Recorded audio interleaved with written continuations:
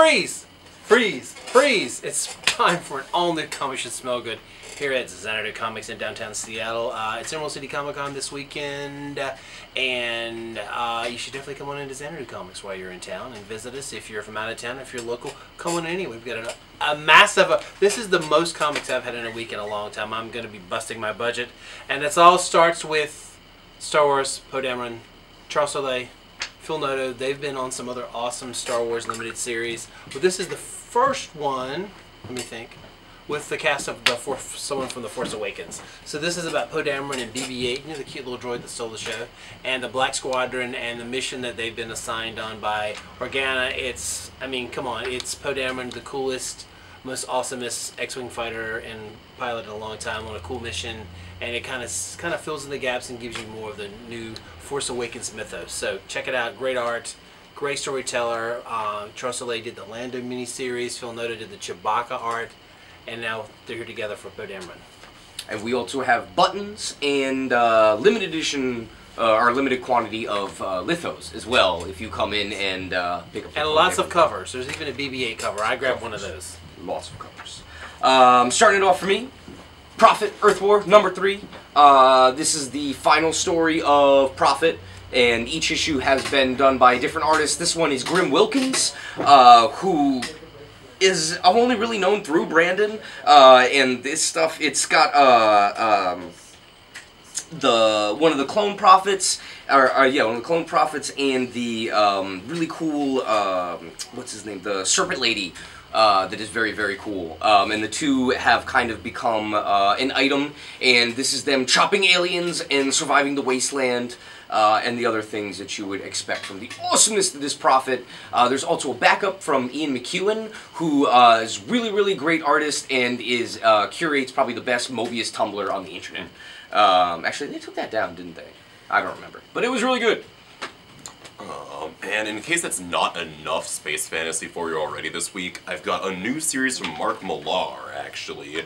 Empress, teaming up with Stuart Immonen, actually, who was recently doing art for Star Wars. Yes. Probably the best that book has looked so far. This this tells a story of actually a prehistoric Earth, like pre-prehistoric, where it's so far back in time that the technology is better than our technology, almost like, you know, that one movie, it takes place in a galaxy far, far away. What? A long time ago. Wait, you mean Mark Millar doesn't have original ideas? Whoa! Whoa, Crazy. dude! But this focuses on the queen of this ancient Earth, whose husband is like the cruelest dictator the universe has ever known. He feeds people to dinosaurs. Well, he actually gives them the choice of fighting him in a fist fight or fighting a dinosaur. They always choose the dinosaur. That's scary. Yeah. But the queen decides to take her children and run away from this planet with the help of her bodyguard, who looks a little bit like Ewan McGregor's Obi-Wan Kenobi. I'm not gonna lie, just like dye his hair blue and give him a modern haircut, and boom, it's Obi-Wan Kenobi. But this is actually really cool. Stuart Immonen is doing some of his best work here, working with colorist Ives Forcina, he did all of Secret Wars colors. It's beautiful stuff, gorgeous. The question is it Ewan before or after the Jedi rat tail? Ooh. Oh, after. No He's got the tails. beard. He's got the hardcore beard. Alright, yeah, no rat tails. My next pick is Uncanny X-Men Apocalypse Wars. This isn't your traditional like crossover where you gotta buy every issue. This is more a thematic.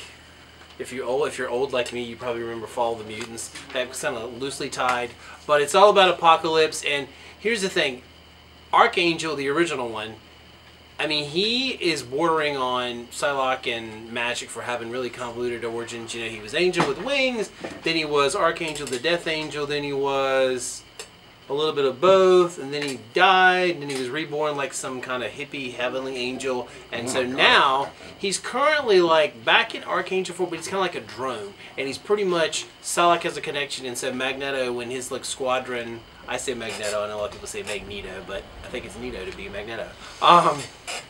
They turn him on like a drone. He's like a weapon of mass destruction. They turn on and off, so he's got like nothing inside. So they're trying to get into this origin of Warren and what's going on with that. Here's the thing, Cullen Bunn, I'm loving what he's doing. If you loved his Magneto solo book, he's really good at writing the villains. He basically's got Sabretooth to play with. He's got Psylocke. He's got Monet. He brings back this cool character from X-Men Past who comes and kicks Sabretooth's ass. There's this running mystery of who are Phantom X and Mystique working for. It's all about the whole thing with the Terrigen Mist and the Impox and the corporation, and it's just really, really cool. And Ken Lashley, an incredible artist. I remember Ken Lashley when he was doing Excalibur back in the day. Back during the Age of Apocalypse when it became, instead of EX, it became Excalibur. Oh, yeah. And it was man. Mystique and Nightcrawler on a mission in what was South America of the Age of Apocalypse. Anyway, it's awesome. Cullen Bunn is just knocking it out. He's killing it, literally. And they're doing cool new things with Archangel again, but I love how he writes Psylocke and Magneto, and he's really, really got a real grip on Monet, too. If you're a big fan of Monet from Generation X and X-Factor, he does her more than justice here. So, come on in. The war is on. Cool. And there's a neat little backup there with Zorn talking to Magneto. Which seems like a whole can of Which, worms they like, wouldn't you're want to like, get into. We're not touching that with a 10-foot Right. pole. Cullen man. Bunn is like, I ain't scared. I'm going into the Zorn world. Less convoluted from Marvel. Black Widow. This issue actually has words in it. I know, it's tough, okay? Disappointing. But Chris Samnee, Mark Waid, killing it on this comic book. Genuinely one of my favorite characters from Marvel. Black Widow has been way badass for many years, long before Scarlett Johansson decided to be cool with her. And Samnee and Waid have really captured that. They've captured that gritty spy action feel, and it's really just self-contained. Like, you don't have to know anything about anything. Like, she, you know, whatever. It's just, boom, Black Widow, action, adventure, Russian spies. Shield's KGB, after her. Shield. Yeah, lots of cool action. Again, Chris Samnee getting top billing on this, as it should be, because the man is super badass, and Mark Waid supplementing with some really great script here. And look at that freaking cover, man. Samnee is really up in his game. Dude is quite good. So, yeah. Yeah, and weirdly enough, I've got another female-led Marvel title with the artist getting top billing. It's crazy. Holy crap, Revolution! Right? The new issue of James Robinson's Scarlet Witch series, which has had a rotating cast of artists.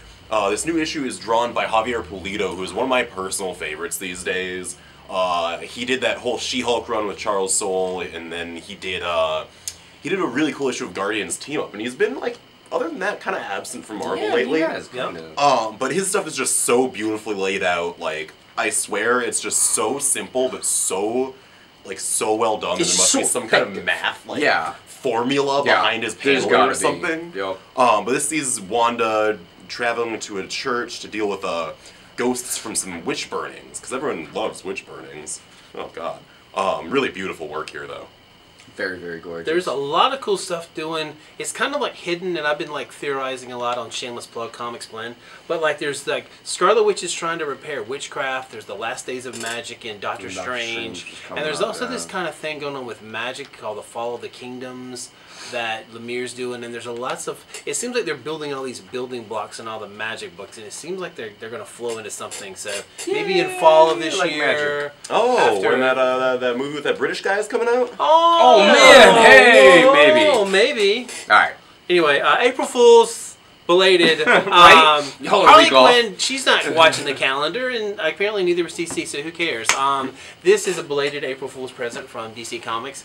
Harley Quinn and the Suicide Squad, April Fool's. First of all, Jim Lee and Harley Quinn on Man-Bat. I don't need to say anything else. So I'm just going to let you take it away. It's fun. Sells itself. It sells itself. Maybe the fool is that it's not actually coming out on April Fool's. Hey, there you go. That's the Harley Quinn. There's nothing foolish about buying this comic book. Speaking of amazing fools, actually, Neil Adams is back again. 3rd issue of The Coming of the Superman. Neil Adams is insane. This is proof of his insanity, doing what is perhaps the greatest comic book character to ever, really exist. This is, talk about archetypes, Superman is... At least in comic books. At least in comic books. Forget what you know about the movie, whatever, blah, blah, blah.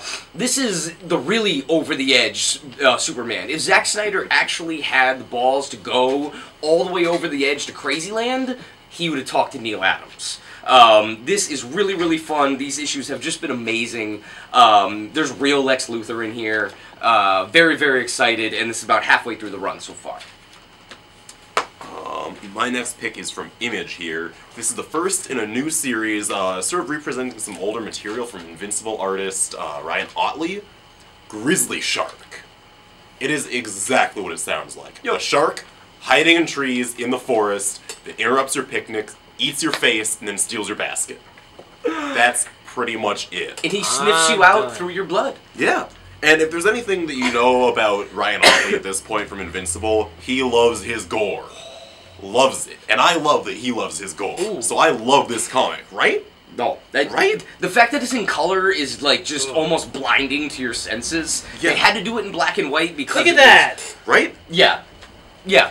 If you want that kind of reaction, you need to come in and pick that comic up. I need to collect myself. That I know, might right? shock my system. Spider-Woman Alpha, #1. There's a big new kind of crossover. It's going to be Spider-Woman Jessica Drew. It's going to be Silk. It's going to be Spider-Gwen. Perhaps you've heard of Spider-Gwen. She's quite popular. No. She's quite popular with the cosplay crowd.